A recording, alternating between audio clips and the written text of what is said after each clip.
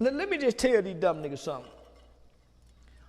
If you fire at the military, you will not go to jail. Or you will not have rights as an American citizen.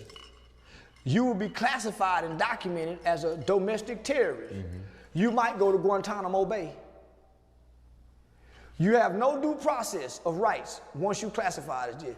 Or you might go over to El Salvador where they got to keep your ass like this. And you gonna cry like a motherfucker. You gonna cry like a motherfucker. Hey, man. So I pray to God that these Chicago kids shoot back at our military so they can have every right and every excuse to exterminate black people in Chicago. Give them the right, because if you do that in this town, it's gonna give them the right to, nigga, please, I hope y'all do it so white folks can show niggas how bad white folks really is. See, you niggas just kill niggas. You don't have one Chicago YN nigga in jail for killing a white person or even shooting at a Mexican. Y'all scared of the Puerto Ricans up there in Chi-Town. When they send these soldiers over here with them helmets on and you can't see their eyes and their face, and they take you somewhere that you ain't never been and you can't make a phone call, man, don't have your mom and them crying. So I hope they do, because nigga, they ain't ready for what they think they ready for. Immigration officials under threat by gangsters right here in the United States of America. In other words, the gangs are on the same exact side of this equation as elected Democrats in places like Chicago. Those birds of a feather, they do flock together. Latin Kings leader puts out $10,000 hit on ICE commander in Chicago. Federal prosecutors say a Latin King gang leader offered a $10,000 bounty for the killing of a senior immigration enforcement officer after an ICE agent shot a woman in Chicago this weekend. A source familiar with the investigation identified the intended target as Commander Gregory Bavino, who has been leading the Border Patrol's high-profile Midway Blitz operation in the city. Juan Espinoza Martinez, 37 years old, known by the street name Monkey, is accused of offering a $10,000 reward for Bavino's murder and $2,000 for information about Bavino's location. What about arresting this guy? Wonderful question. I love that question. That's the question I had too.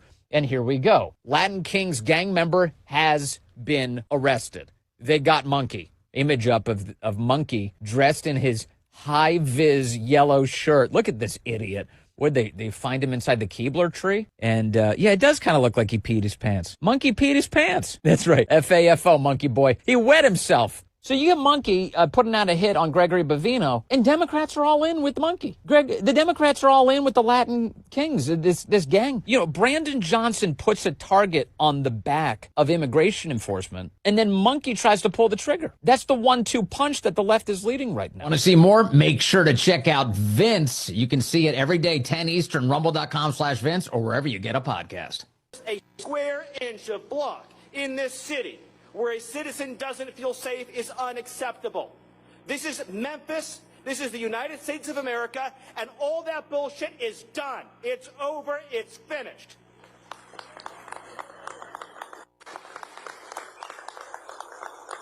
You know, the gangbangers that you deal with, they think that they're ruthless. They have no idea how ruthless we are. They think they're tough. They have no idea how tough we are.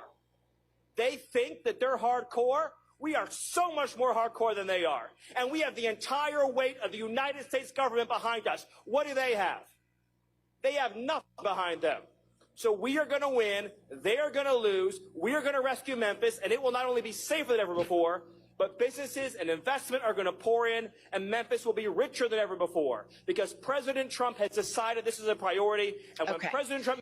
This is straight up racist. He is in Memphis, which has a very large black population and a black mayor.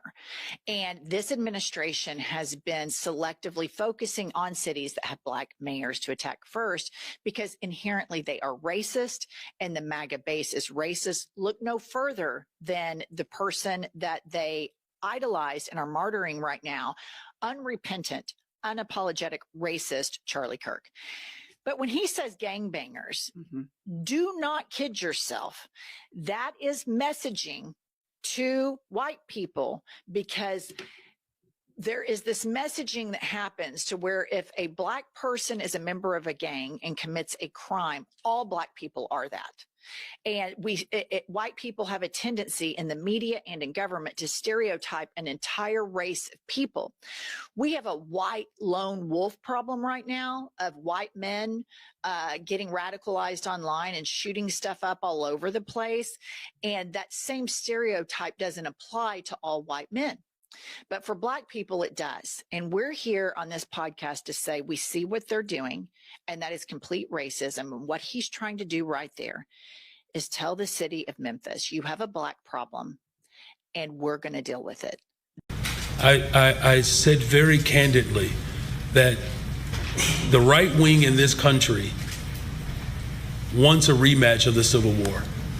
I want that to sit in right now, because the President of the United States of America has declared war on the people of Chicago and people across America. That's right. He's more interested in giving billions of dollars to other nations, while farmers in urban cities around this country are literally being destabilized. And so whether it's the legal system, whether it's through executive order, or whether it's through the brave women and men who are serving as rapid responders.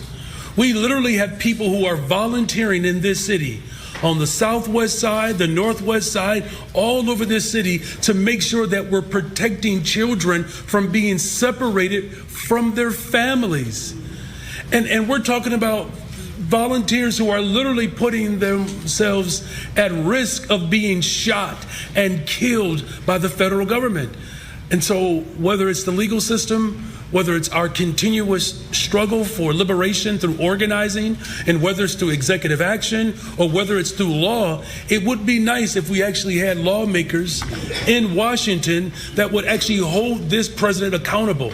And if they won't do it, then the city of Chicago will, using every single tool that's available to us.